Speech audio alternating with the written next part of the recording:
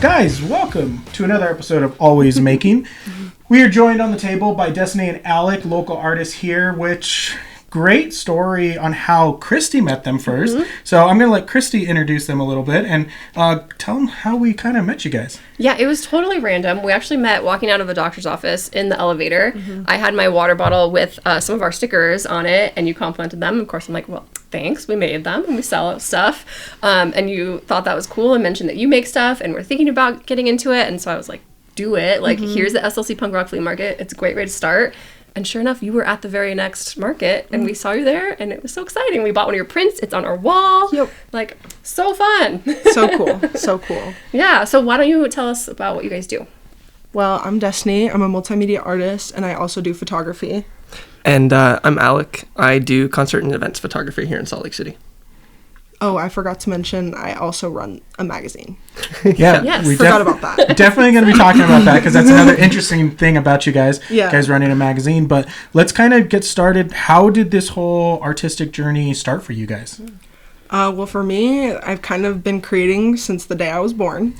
I've been an artist for as long as I can remember.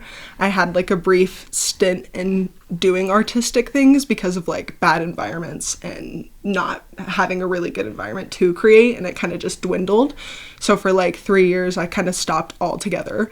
And then right before COVID hit, I got right into it, and then I haven't stopped since. And then for me personally, I mean, I've been doing concert photography probably for, I think I'm going on like 6 years now.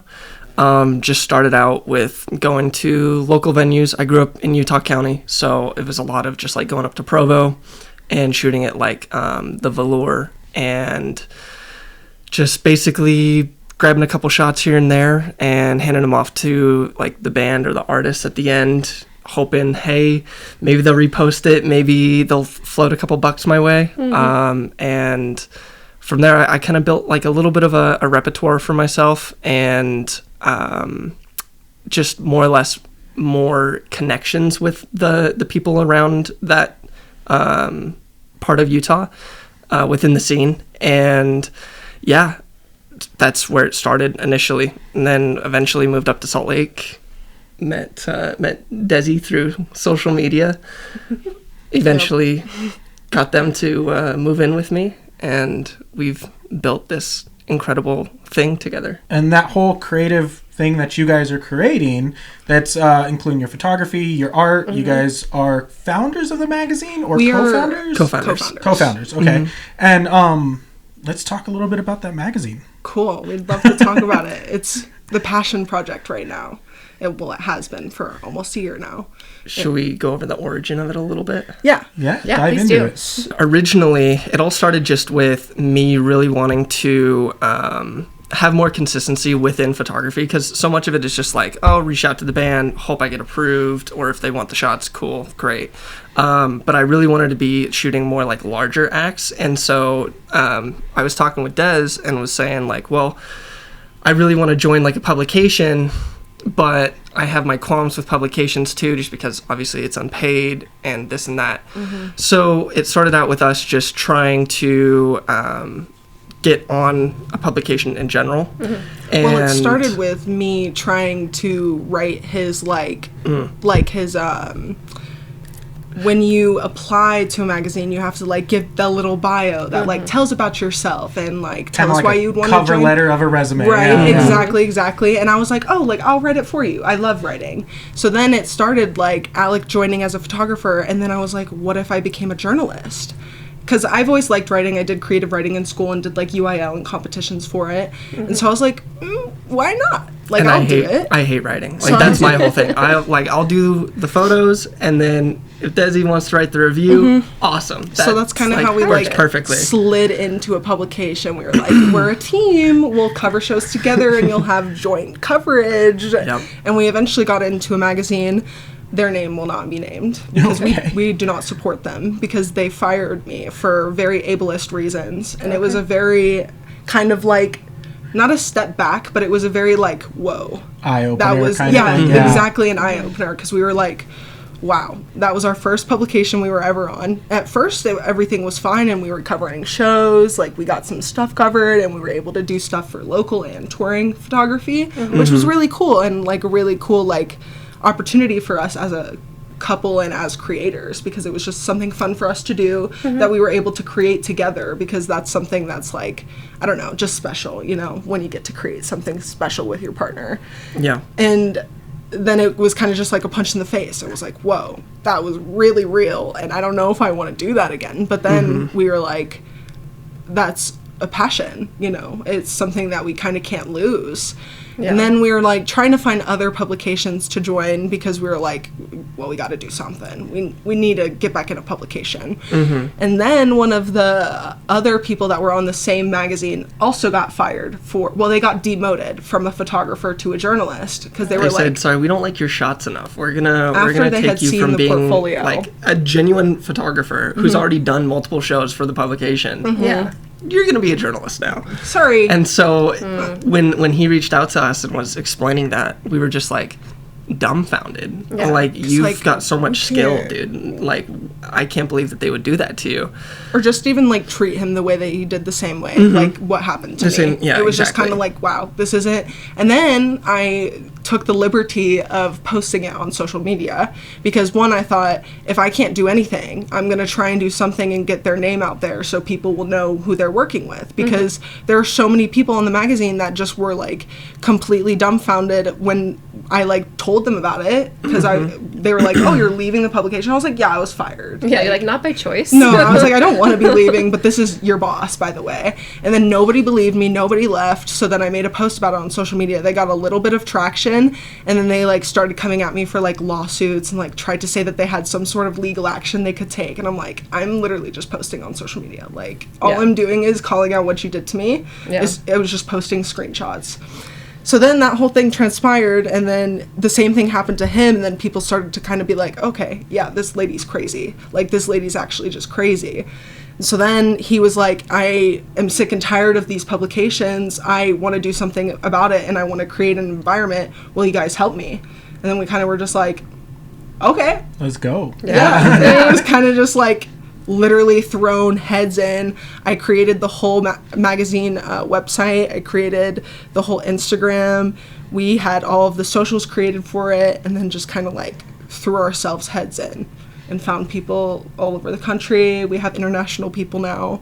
It's created something really cool. Yeah, I mean, it's obviously continuing to grow every single day.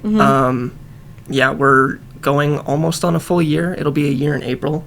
So that's, I think, what really, like, blows me away. It's just how much we've been able to accomplish in, like, not even a full year. And between, I mean, not only just the shows, but we also did, 2 music festivals in that case? We did Love Loud, and we also did Mind the Gap Fest as a first-year publication. And so we were just...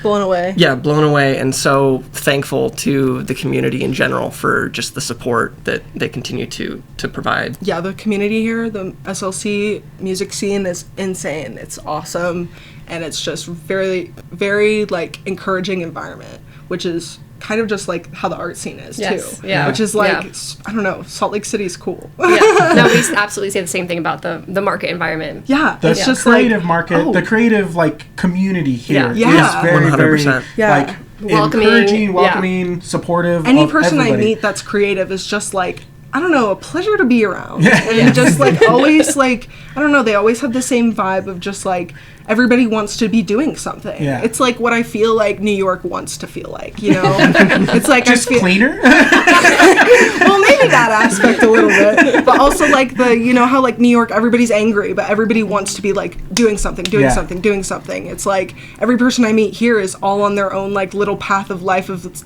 something specific they're trying to accomplish and achieve, and like so is all we are. Yes, I'd say, and so accepting of everybody else on their own Right, journey as well. right, because everybody's just like super nice and like also wanting to encourage other people and like help other people, and they're like, oh well, what can I do for you? And I'm like, whoa, I wasn't asking for all that. Well, I mean, that's why we are doing this like show. Right. Is we have met so many great creatives, people like you guys, and like want to share that with whoever wants to watch this, whether it's just Utah-based fans or if it is across the world. Right. Like, we don't want to keep that like hidden, because there's so many cool 100%. creative people here. And I mean, with the background we have, I'm like, hey, this is the little that we can do to support other artists. So great to hear that you guys have found that little community that has really allowed you guys to elevate to that next level for you guys. With your guys's this might be coming out while you guys still have the Kickstarter running for the magazine. Yes. So you guys are trying to get a publication. I'm trying to, like, date wise, I think it'll be out, but if you guys Kickstarter probably have a backer kit as well. It is a GoFundMe. GoFundMe. I'm sorry. No, you're fine. Kickstarter was so confusing. So GoFundMe much easier. So Yeah. there's a GoFundMe for you guys to do actual print publication of your stuff. Like, what was that decision to go from digital to print? Yeah, go ahead, give the background on that one. I'm so excited. I have put like probably hundreds of hours into this magazine. Like, I will take full responsibility for running the magazine, because I put like hours every single day, unpaid, it's a passion project. But I'm so excited to be able to see a physical printed copy of all of the work that we were able to achieve, and all of the people that we were able to like help, and like all of the people that we were able to encourage, and like just all the coverage that we were able to do. And so basically, sorry, let me backtrack a little bit. The idea of it came from, obviously it's going to be our 1 year soon, and we were like, we want to do something.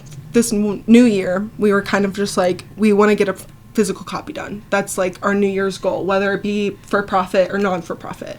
So for this round, we're going to be doing not-for-profit. We're going to give out every single copy for free to help like spread the word, be able to show off everybody's artwork, be able to, I don't know, just kind of like create more of a community-based outreach for it. Just kind of like be able to show off our work more, get our name out there, be able to show off the work that was done. Because of that, we are trying to do the GoFundMe, because we can't profit off of the photos because we didn't get permission for that. So that's another reason why we're wanting to give out all the copies for free, is so that we don't have to go through the legality of all of that, because it's kind of a messy. Very messy. Extremely messy. And it's just like, I'd rather just be able to create a piece of art and be able to give it out for free. So I kind of basically was just like, hey guys, I want to make a physical copy. It was a spur of the moment thing, is what we're trying to say. It was I want to make a physical copy. Everybody's like, sure. And I'm like, all right, I'm doing it. They got home from work, had the idea, and it was just like, all right, let's start doing everything that we need to do. I got graphic designers on deck. One of them just came back from vacation, so we're going to get them on deck. We have like a whole group of like 10 people on the magazine that also want to help with like here and there graphics, ideas, collaborations, creative ideas, and brainstorming type of thing. And then we have people that we're hopefully going to be doing an art market.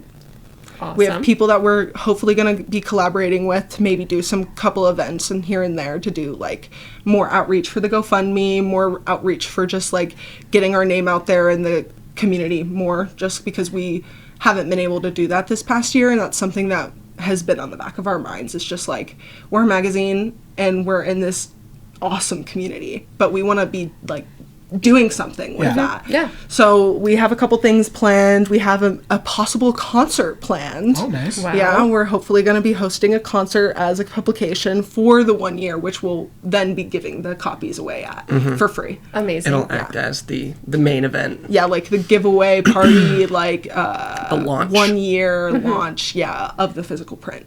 Yeah. If we reach goal. If not, it'll just be a cool concert. But fingers crossed. So we've gotten all the way through all this information in the magazine, Right. but we've done a disservice. What is the name of the magazine? I was going to say, I don't know if we've said it yet.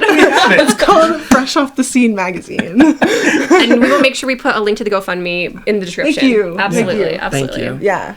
It's I don't know. I'm very, very, very excited for it, because it's just been, I don't know, it's been very nice to see like everybody working hard to try and make it happen, like people reposting our stuff, and like the community, like Kilby reposted our like GoFundMe for it, which was so nice of them. I mean, I reached out to them, but they were nice enough to respond and do it, because they have so many followers, and it was just nice to see like, I don't know, just like big venues, like wanting to help out and wanting to like encourage us and encourage our growth. The music scene, it's gone through multiple changes, especially with the digital world kind of taking over. We're seeing this resurgence. So it's been 15 years, 18 years since I was doing concert photography and I don't know. doing all the different stuff. We've done a couple different like events been a as while. well. I tried to sneak into a Paul McCartney concert.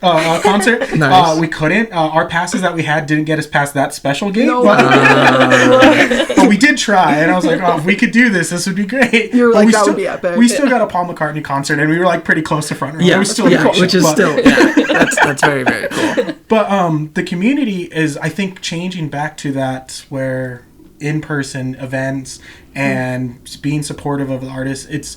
I've always loved the music industry, like of small independent artists. The big record companies are a whole nother game, but Yeah. Right. working with a lot of local artists is always a fun thing. I think that's where our love for like the art community has really come from, is that background and just being in it for so long. I want to kind of switch directions a little bit on this, but because was the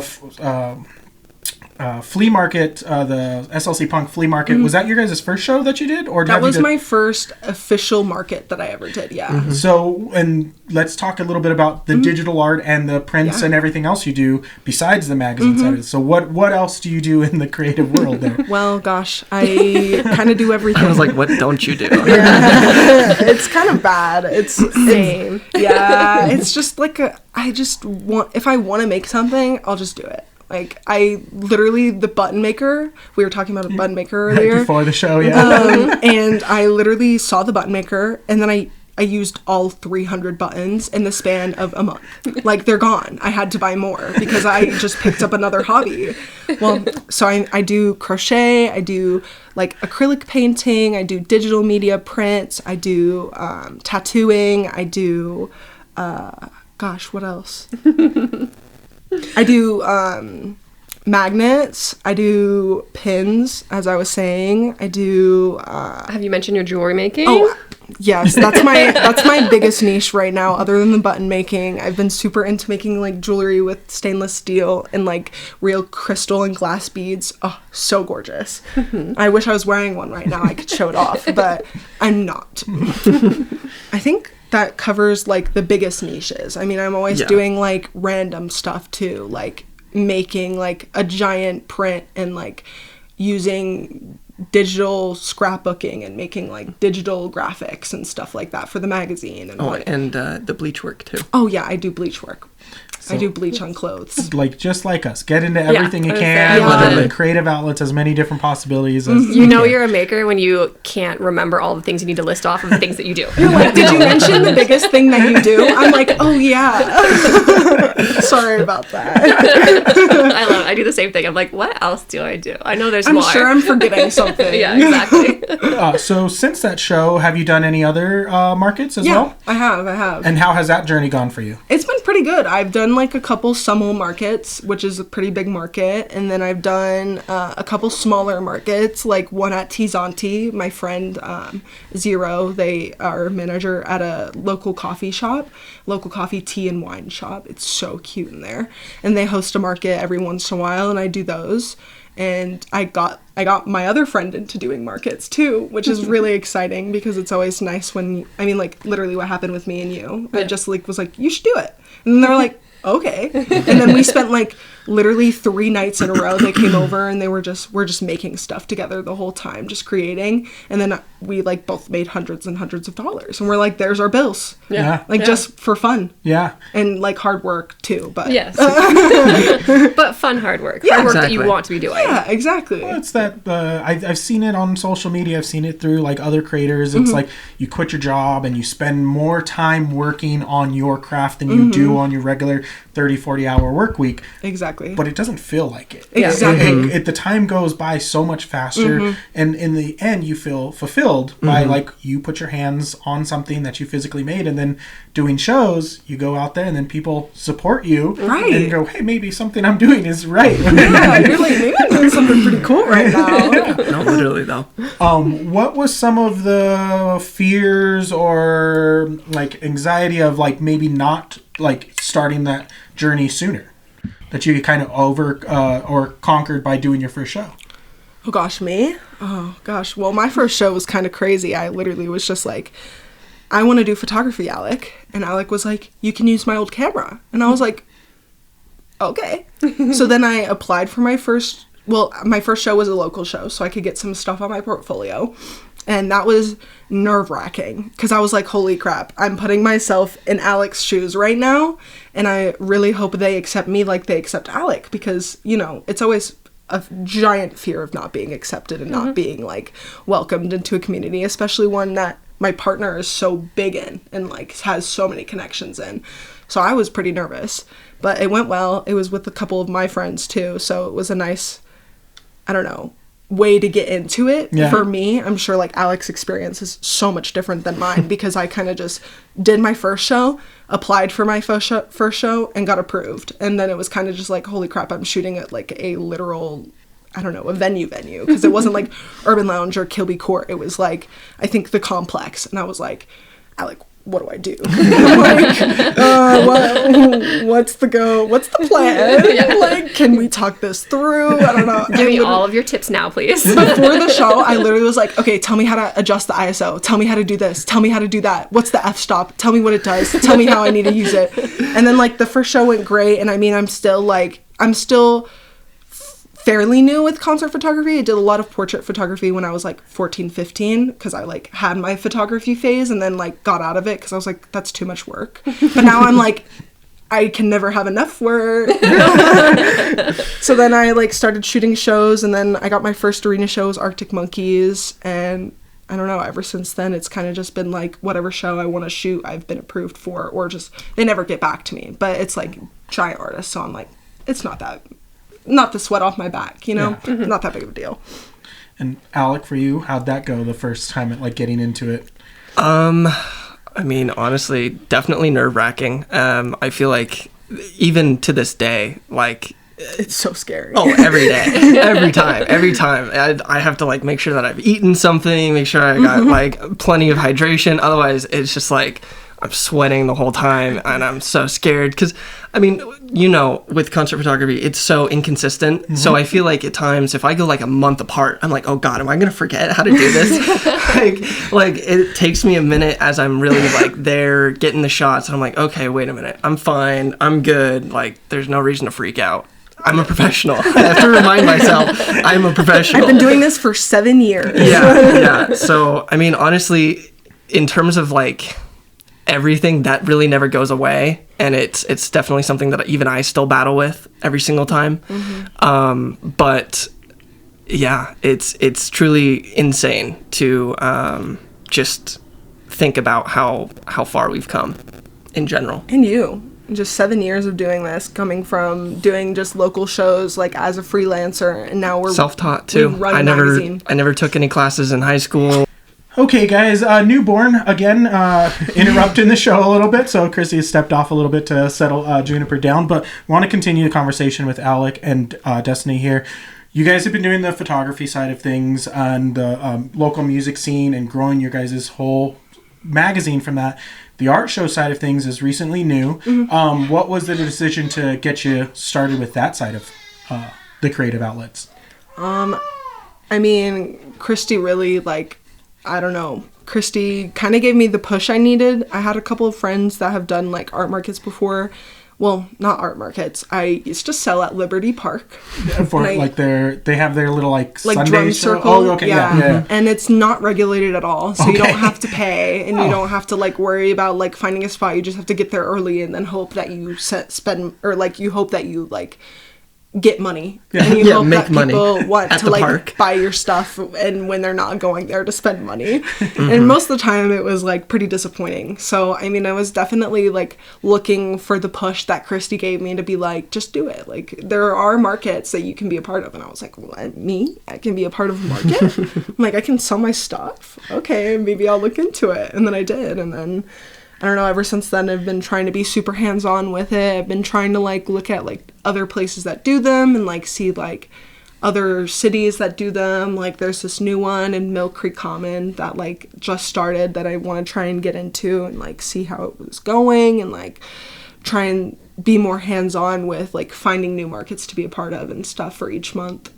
Yeah, it is one of those, once you start getting that, like, itch for one, you start, like, okay, what can I do? It's like gambling. Sure.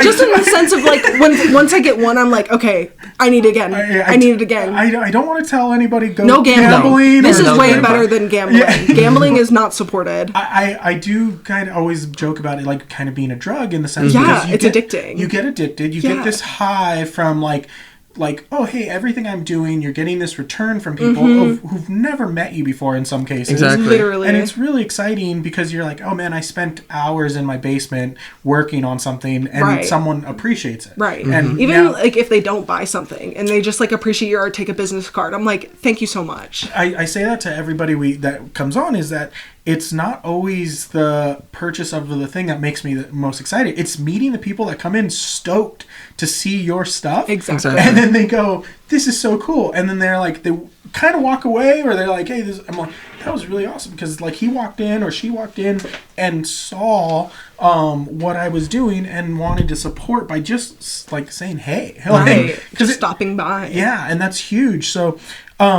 with the wait. show. Okay. I step out for 1 minute, and you guys are talking about drugs and gambling. We're Really? Yes. I know you don't approve of it, but I mean, just gonna tell you, there's a high that comes from. You get it. But for that first show, what was some of the feelings for the art show? I mean, gosh, I was nervous. Yeah. I was, like, terrified because I had made a whole bunch of stuff. Because I was like, all right, I'm going to a market. You know, I gotta make stuff to sell. Like, okay. So I took, like, the whole week and, like, made a bunch of stuff. I, like, got some prints done and, like, you know, tried to get ready for the day of. And then the day of was kind of like, what do I do? Like, there's a 10 by 10 tent. We gotta put that up. We gotta put the tables up. We gotta put the cloths over the tables so the tables look pretty. And like it was so much that I like didn't know and like wasn't prepared for. And then right after that, I watched a lot of Instagram reels, a lot of targeting for like, oh, how to set up your booth to maximize people to come in. And I'm like, let me watch every single one of these. So then the next. Well, that's okay. So then by the next one, I was more prepared, and Alec helps me a lot.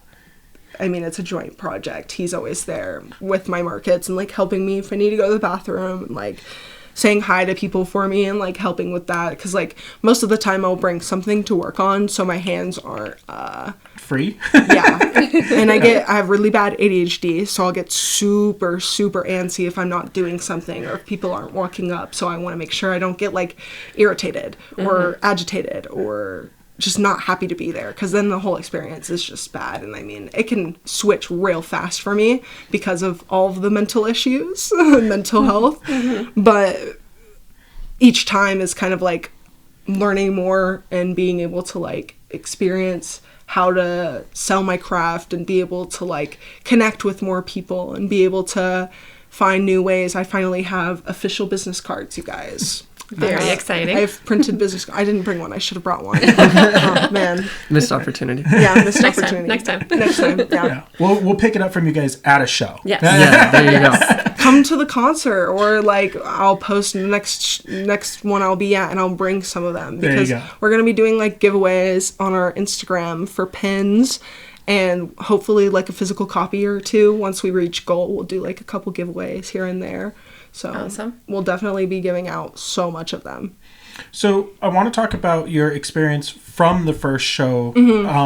We did the SLC Punk show as our first show also. We got approved into Craft Lake City, and we're like, oh man, 3-day event. We don't know what we're doing. We're buying stuff, trying to figure out. And then we saw the SLC Punk Flea show, and we're like, oh, what's this? Let's try it. This is really cool. So I loved it. We were like, let's try something that's maybe like a few hours instead of our first show being a 3-day market. Yeah, Like, no, literally. maybe try it out first and see Right. how it goes. And it was a success for us. We had such a great time. The community was super Yeah. welcoming.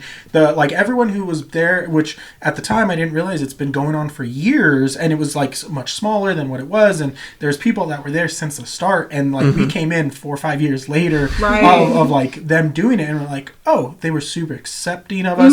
They like, oh, this is really cool. You guys have different stuff than what we're used to seeing, and so Exactly. super supportive in that sense. Did you guys get the same kind of feeling doing the first show? Oh yeah. It was, I mean, that's kind of the only thing that like brought my nerves down to the point where I could do it, was just like how easy it was to communicate with them, and how easy it was that they made it for me. Like, just, oh, here's your times. They made that group chat with all of us in there where we were able to ask questions, and like that was super helpful. And that's kind of what got me to, I don't know, kind of continue doing it and kind of keep looking for specifically SLC Punk Rock Flea. Yeah. Because they're really good. I haven't been able to get in another one because they're so booked. Yeah. But hopefully, I mean, I'm on their wait list, so we'll see if somebody drops. I'll be there. Yeah, Maybe. yeah. And I know they try to like rotate who's there, so Yeah. I'm sure we'll see you at another one. Yeah, I'm sure I'll be there. From going from that first show and doing a few other shows, what were some of the things that you had to kind of like deal with that might have been differently, or you learned from that first show moving on to other shows? Oh gosh, I mean, it's definitely like not saying hi to everybody. I don't know. Like, I feel like at first, when I was in Liberty Park, it was kind of like you say hi or nobody's gonna stop at your booth. And then like at art markets, I feel like people most of the time it's just like a, hey, how's your day? And then they can respond or not. But for the most part, I like at first was saying hi to everybody, and people were kind of like turned off by that for a second. And I don't know if it was like necessarily just my experience or others experience that same thing, because sometimes, I don't know, people just don't like being talked to. They just want to look at your stuff.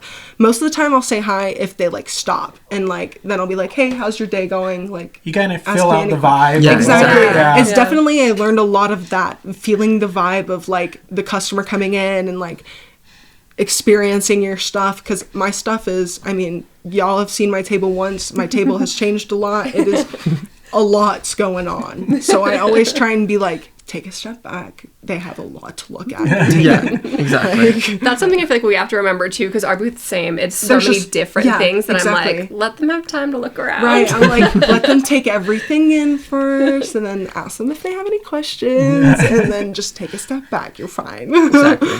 I mean, that was definitely the biggest thing. I mean, obviously making stuff and trying to like find a good niche for like what does good. Because like definitely I've had like experiences where like some markets my jewelry does awful. I sell nothing. And then like the one at Tizanti, the demographic was a little bit different, did awesome. Yeah. Like, so I definitely, I mean, that's still a learning experience for me right now. Like trying to figure out like, Still just trying to like adjust what it is that we need to bring, depending on the market. yeah, because some markets you have more space, others you don't have a lot of space, so you have to kind of pick and choose what you want to bring. Like, I do like thrifted clothes, and I like upcycle them as well as sell them, because I like to go thrifting a lot.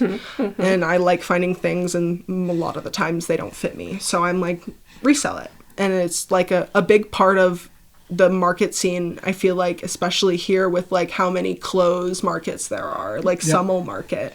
That market is heavily geared towards clothes. So my stuff does a little bit less good at those markets. But There's a lot of options to choose from at those kind of things. So, Exactly. So it's definitely still a learning experience of like, I don't know, getting used to not selling something and being okay with that, because sometimes some markets I get just my booth feedback, and then it's like, okay, well, at least I broke even.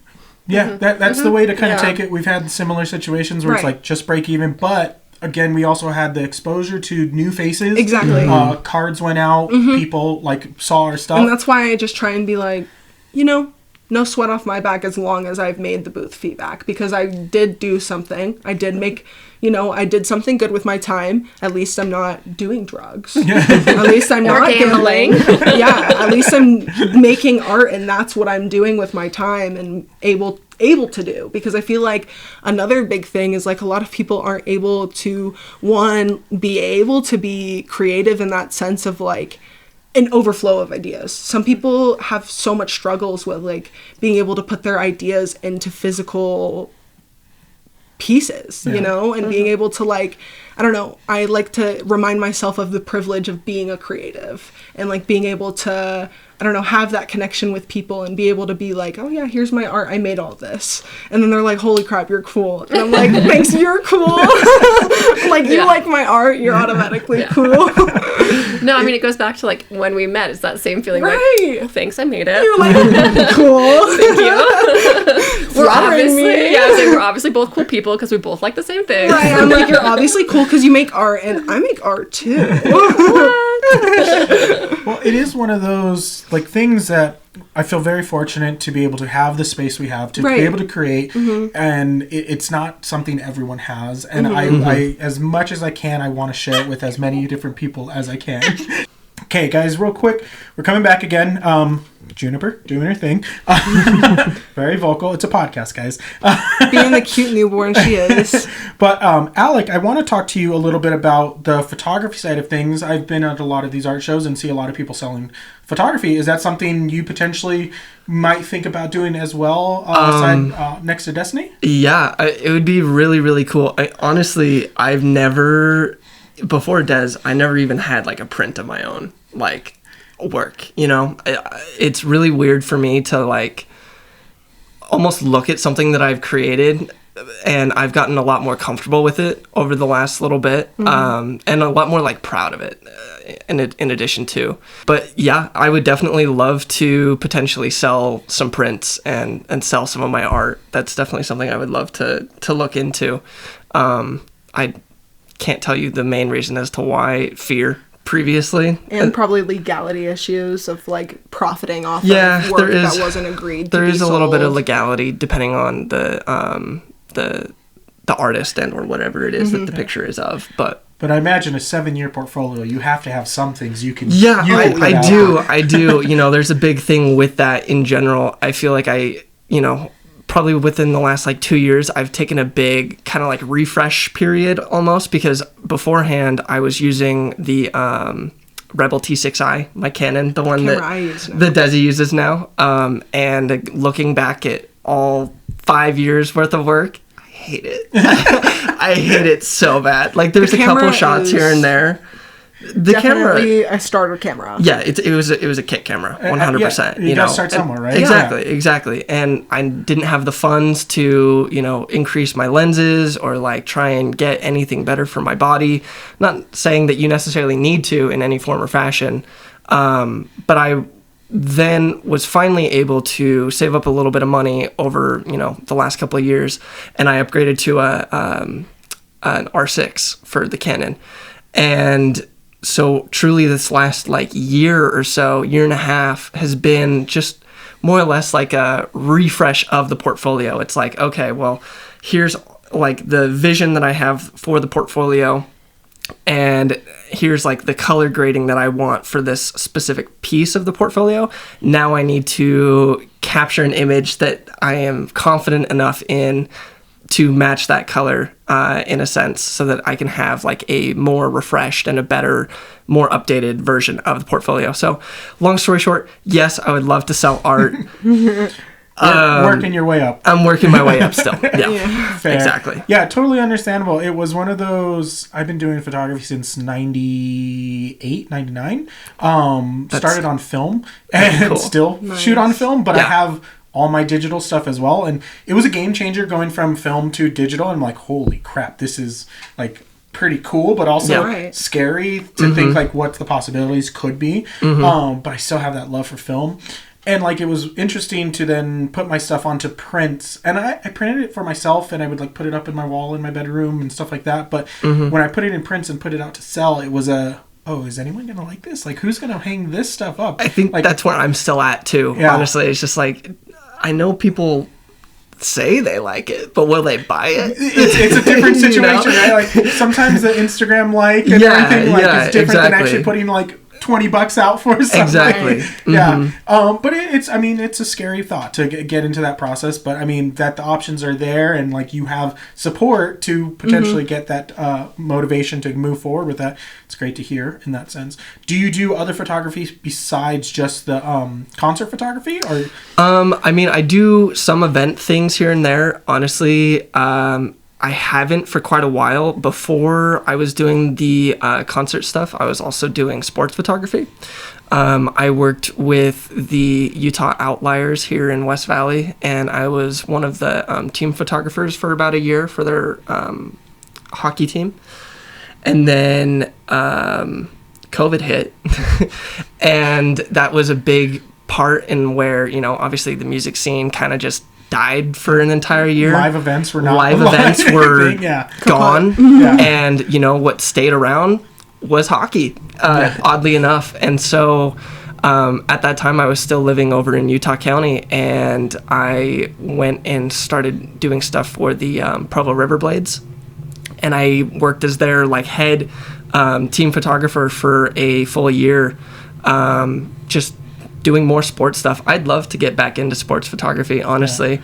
Yeah, it's. We do a couple like photo we're doing a photo shoot for the Pins, so that'll be super fun and like not a concert. And then we're also doing, we also did a photo shoot with a local band, Dad Bod, and we did a cool shoot for them for our magazine. I saw some of those photos on the website. Yep. So cool, love them. But we do a couple here and there that aren't concerts. That's more kind of just like creative, personal endeavors. Nice. Yeah. And so let's talk about maybe getting into some tips for some of the viewers out there. What the people who might watch this show, or maybe in the same boat you were a few months ago of, hey, I want to get started, don't know how to get started. I mean, not everyone's going to have a Christy that they're going to meet at a hospital to say, just do not it. Everybody's blessed like I was. What are some of those tips or things you've run into that maybe could help other people looking to get started with? I mean, definitely networking and like finding a good couple of people that like you trust enough to be like, hey, is this market good? Is it worth my time? Or like, is it worth, you know, going? Because sometimes it really isn't, and sometimes it's really nice to have that community where like Christy suggested Punk Rock Fleet, like you could find people over like Instagram and like hashtags of like markets or like SLC art or wherever you live, like just looking up that and then art, because that'll bring you to a lot of other artists who are in also the same boat of like trying to find other artists, trying to find people to like find their stuff, and like trying to, you know, be able to find that community and find that niche little group of people that, you know, that you find randomly, but then be able to be like your biggest assets of like being able to help you and like being able to, I don't know, encourage you also, because that's another thing where it's like, Christy, when we saw each other at the Punk Rock Fleet, I was like, dang, maybe I do this again, you know, like that little bit of encouragement to like keep you going, because once you do start, like it is easy to, I don't know, get discouraged and not want to keep going and be like, okay, well that was fun, let me just do something else now. There will be tough days at shows. There will be days that don't go exactly as planned or what you were hoping for. Exactly. But they don't outweigh all the positive days that come from doing it and putting yourselves out there. It's scary, guys. It is definitely one of those things that you have to like step over that barrier to get yourself in there. But once you're in, like it really is like it can be very rewarding for you. And I mean, I always hate seeing people who go to the show one time and we don't see them again, and it's like, hey, where'd so and so end up? And they're like, oh, they decided not to do anymore. I'm like, you got it. Keep going, keep going. Because that's the only way you grow, is just like keep creating, keep growing. Like, I mean, at first I didn't know anybody, and now I like know you guys. I know like, you know, my friends who do other markets and my friends who do different types of art and like art shows, and like trying to look into getting my stuff into a gallery and like other artistic endeavors that come from like, I don't know, just meeting other people in the scene and like being able to be like, oh, okay, well, there's no reason to stop. Yeah. There's just every reason to keep going. Yeah. The big takeaway for you guys listening out there, like, don't be afraid to ask. You are not afraid to ask Christy on the sticker that was on her water bottle. Oh, yeah. You had no idea where that was going to lead to. No idea. Any direction with all of that. It was just, hey, I liked your sticker. And most of the time I won't talk to people in public, which is like crazy. Weird I don't know why it was in the elevator. No, and truly. why No, I usually never elevator talk. Never. I'm one to Especially stay. elevator talk. Yeah, I'll that's stay like, silent in the elevator, pretend like nobody is there. But it was something that triggered you to ask the question, and I know it's very hard for some people out there, but if you guys go to art shows, if you guys go to events, go to concerts, go to where Alec might be doing photography for, just ask. Just ask the smallest question. Hey, how'd you get started with this? What, I love that thing. Oh, that camera, what camera are you using? That Right. goes a long ways to just kind of get you moving into that direction of a creative outlet.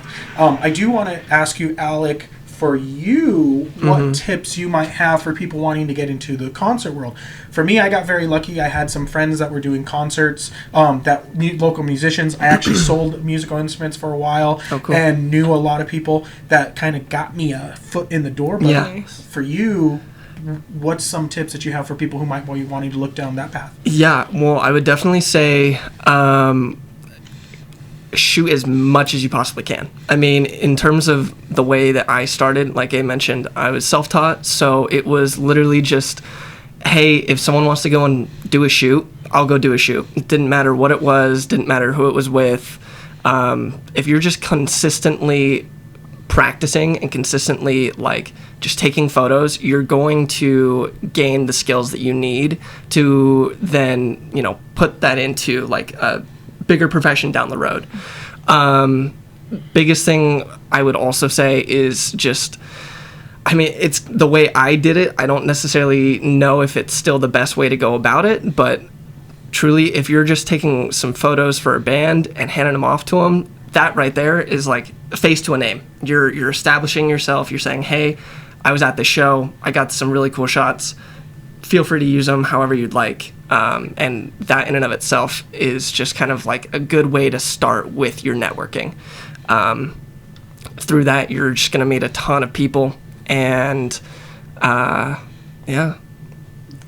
that takes courage to put yourself out there. Very much so. Not knowing, no one asked Also, you to do it. Instagram exists. Yeah. For those people who don't like let me go to a show and then give them the shots. Most of the time, if it's a local band, they're more than happy to get you in. If you have a ticket, they'll love to have you take pictures of them most of the time because they want content, they need stuff to promote, and then also that gives you an opportunity to then go and be able to be like, okay, well, it's a smaller artist, I'll probably have a good chance of getting approved to go take pictures of them, and then I can then add more to my portfolio and be able to get, the encouragement you need to be more confident to be able to put yourself out there and be able to be like, here's my shots, use them if you want, because I'm not doing that. I'm sure as hell not doing that. At this point in my life, no, I'll send it to the PR and that's about it. I'm not texting the bands, I'm okay. Arctic Monkeys probably isn't going to want to use my shots anyways. They have them, but it's kind of it takes that little bit of oh, okay, well, I can take these really cool pictures of these local bands. I bet you I could take these really cool pictures of this band I really want to see, and being able to network that way is a really big asset for concert photography. Is just starting small and being able to work your way up. So I have not done concert photography for some time now, and a lot of times the venues I'd get into, they had a lot of strict rules on is that still a thing you have to kind of deal with? Oh yeah, very much so. Some places don't even allow point and shoots anymore. And then so what is your advice to help people get into the venues with their gear? Do they call ahead? Yes. Do they have fake passes? What do they do? Yeah, so I've made fake press passes before. It works. Valid, completely That's valid. why you get blacklisted if you post the press pass. Definitely press requesting. Yeah, that's the biggest thing is going through the most professional route possible. Okay. Because most of the time, if you reach out though, if you find for me, when I first started and had a portfolio, the first artist I reached out in a very professional manner for a bigger venue, the Complex, and was like, hey, this is my portfolio. I'd love to shoot your show, and have it published on my magazine, and then shot my shot, and they approved me, it's as easy as that. But it's being able to have that knowledge of I have to send a press email, it has to be professional, because most of the time, one, if you go in and you do get caught, that with a point and shoot. You know, you could be blacklisted from that venue and you could never be allowed again. So then there's the worry of like not wanting to go too off of it, because some venues are allowing pointing shoots. Like Kilby, like you could take a cannon there and like they won't care. Yeah. Like that's what I used to do. Yeah. Like Yeah. that's a big deal, is like finding the venues that do allow Know your the venues, good yeah. stuff. Because like, I don't know, if you find the venues like the Complex and then you're taking a point and shoot there and that's how you're trying to start, it's not a good idea for like, I don't know, wanting to do it more professionally and wanting to do it more in like a career standpoint. yeah, of because like, you'll just damage those relationships like Right. right off the bat.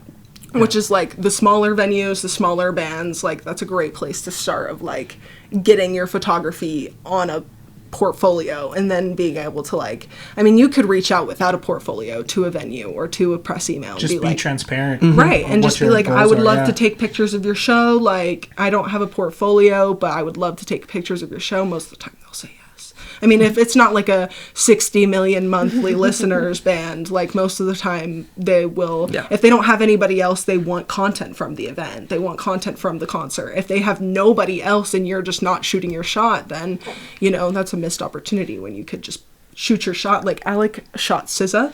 And it was almost not going to happen because he didn't want to shoot his shot. Because it was the day of, and they hadn't reached back out to us. Because sometimes that happens. You'll send a press email, not receive anything back, and then it's like, oh, well, I guess I'm not shooting the show. But I was like, maybe just Follow reach up. out. Yeah. Reach out again the day of. Because Yeah. what if they don't have anybody still? What if you could get approved for SZA? Yeah. Or And then someone he- backed out, or who knows what happens. And then he got approved for SZA. And I'm Yeah. like, you know, There you go. it's hard getting that like niche knowledge of like how to do it professionally, because like, you know, before we were in a music publication, we didn't know anything about press emails. We didn't know anything about like finding emails online, because most of the time they'll have their emails on their website or on their Facebook. So it's super attainable for people who want to get into it, but most people just don't know that. Like I know I didn't for when I started, and I know for the most part Alec wasn't sending press emails either before Yeah. we started our music magazine. Definitely so, not. We had no idea how any of like the in depth that actually all functioned. And like the templates for like how we should be like introducing ourselves and like how we should be like, we want to take pictures, please let So us. did you find these like online, like examples? Okay. Yeah.